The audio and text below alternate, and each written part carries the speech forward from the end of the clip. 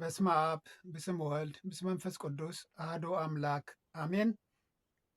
ሓፂር ታሪክ ገድሊ ቅድስቲ ድምያና ምስ 40 ደቃ።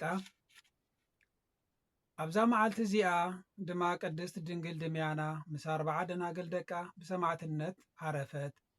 እዛ ቅድስቲ እዚኣ ኣብ ሰሜናዊ ግብፂ ዝርከብ ገዛኢ ክልተ ዞባታት ንዝኾነ ጓል ማሪቆስ ዝስሙ ሓደ መኮንን እያ።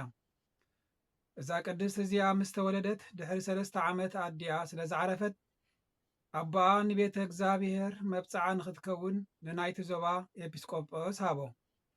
እቲ ኤጲስቆጶስ ድማ ንቅድስቲ ድምያና ተቐቢሉ ምስ ከማ ዝኣምሰላ 40 ደናግል ጸንበራ ክምህረን ከዓ ጀመረ። እዛ ቅድስቲ እዚኣ ግና በይና ክትነብር ትደሊ ብዘይ ምቁራጽ ትጽሊ ቅዱሳን መጽሓፍቲ ተንብብን ነበረት። ዕድሚኣ ጓል 12 ዓመት ምስ ኮነት ኣቦኣ ንሓደ ወዲ ንጉስ ከመርዕዋ ደልየ እሞ ንሳ ግና ኣቦኣ መርዓት ክርስቶስ ኮይና ብድንግልና ክትነብር ከም ዝወሰነት ኣረድአቶ።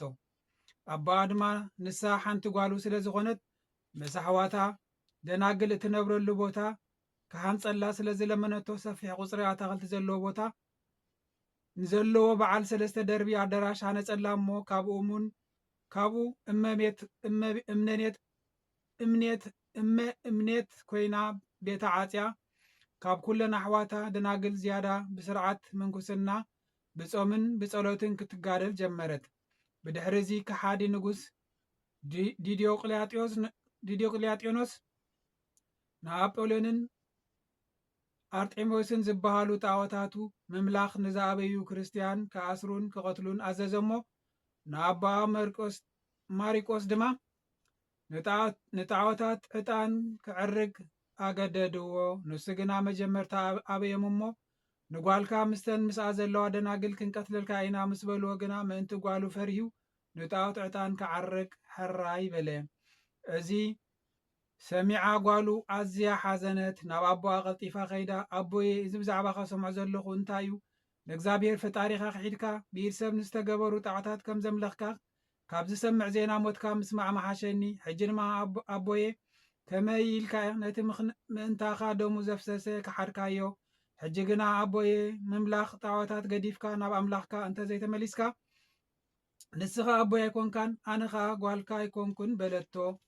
ኣቦኣ ማሪቆስ እዚ ቃል ጓሉ ሰሚዑ ኣዝዩ ሓዘነ። ተጣዒሱ ከዓ መሪር ብኽያት በኸየ። ኣነ ሓጢአተኛ ንምስጉን እግዚኣብሔር በደልኩ። ሕጂ ድማ ምእንቲ ዝስም ጎይታ ኢየሱስ ክርስቶስ ክመውት ይግባአኒ እዩ ከዓ በለ። ካብኡ ናብ ሃገረ አንጾኪያ ናብ ከሓዲ ዲዮቅልጥያኖስ ከይዱ ጣዖታት ብምምላኹ ጸረፎ። ንሱ ድማ ክርስቲያናዊ ምዃኑ ኣብ ቅድሚኡ ተኣመነ። ንጉስ ዲዮቅልጥያኖስ ናብ ኣምላኽ ጣዖታት ክምለስ ብዙሕ ሓባበሎ ጠበሮ እሞ ንሱ ግና ብዘይካ ጎይታ ኢየሱስ ክርስቶስ ካልእ ኣምላኽ የልቦን ብምባል ኣበዮ። ኣነ ምእንቲ ስሙ ንኽመውት ድልው እየ ድማ በሎ። ንጉስ ዲዮቅልጥያኖስ ርእሲ ቅዱስ ማሪቆስ ብሰይፊ ክቖርፁ ኣዘዞም እሞ ብ5 ሰነ ሰየፎ። ኣብ መንግስተ ሰማያት ኣኽሊል ሰማዕትነት ተቐበለ። ዲዮቅልጥያኖስ ንልቢ ማሪቆስ ካብ ኣምልኾ ጣዖት ናብ ኣምልኾ ክርስቶስ ዝመለሰት ድምያና ጓሉ ምዃና ምስ ሰምዐ ንክርስቲያን ኣብነት ምእንቲ ክትከውን ንጣዖታት ዕጣን ክትዕርግ ክጥብራ ንሓደ ካብ መኳንንቱ ኣዘዞ። እንተ ኣብያ ግና ብዙሕ ስቃይ ኣሳቂዩ ምስተን 40 ደናግል ደቃ ብሰይፊ ርእሳ ክቆርፅ ምስ 100 ወተሃደራት ናብቲ ዝነብረሉ ደብሪ ደናግል ለኣኾ። ቅድስቲ ድምያና እቲ መኮንን ምስ ሰራዊቱ ናብ ገዳም ከም ዝቐረበ ምስ ፈለጠት ተጋዱላኣ ክሳብ እትፍጽም ንኸጽንዓ ናብ እግዚኣብሔር ጸለየት እሞ ካብኡ ነተን ደናግል ምእንቲ ክርስቶስ ክትሞታ እንተደሊኽን ምሳይ ደው በላ፣ እንተዘይኮይኑ ግና ቀልጢፍክን ተኣለያ በለተን። እተን 40 ደናግል ከዓ በቲ ንስኺ እትመትዮ ሞት ንሕና ድማ ምእንቲ ስሙ ክርስቶስ ንመውት በላ። ድምያና ኣነ ካብ ንጉስ ዲዮቅልጥያኖስ ዝተላኣኽኩ እየ። እንሆ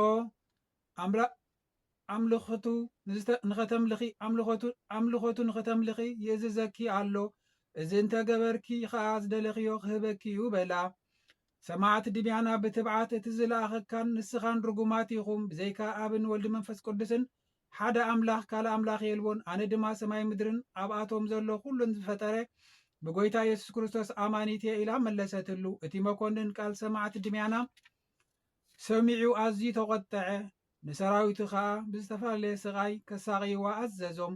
ነቶም ንሳቶም ከም መጋዝ ኣስናን ዘለዎም መንኮርኮር ኩሉ ኣካላታ ጠበሑ፣ ቆራረፁ። ዘይቲ ኣፍሊሖም ድማ ኣብኡ ኣተውዋ። ካልኣይ ድማ ሓዊ ኣንዲዶም ንስጋ ኣሕረሩ። ርእሳ ብማሳ ጨፍለቑ። ቆርበታ ጠቢሖም ብጨውን ብኣቸዶ መፂፅን ናብቲ ቁስሊ ስጋኣ ደፍኡ። ኣዒንታ ብኻራ ኣውፅኡ። ርእሳ ብምሳር ናብ ክልተ መቐሉ።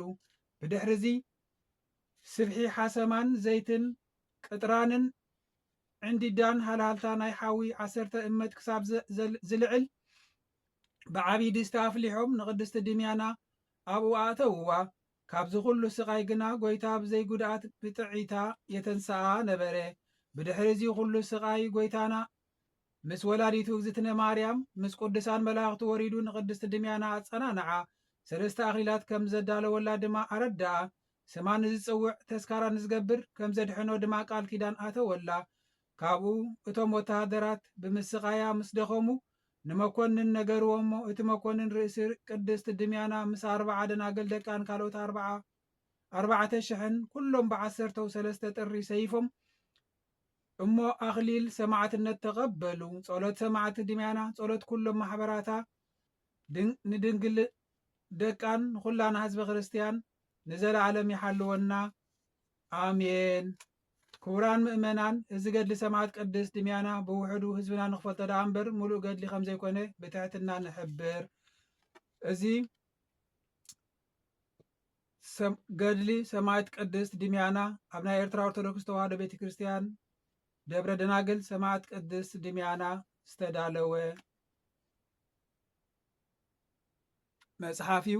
ጸሎታን በረኸታን ናይ ቅድስት ድምያናን 40 ደቃን ምስ ኩላትና ህዝበ ክርስቲያን ብተራዳእናታ ንኣምን ይኹን ኣሜን።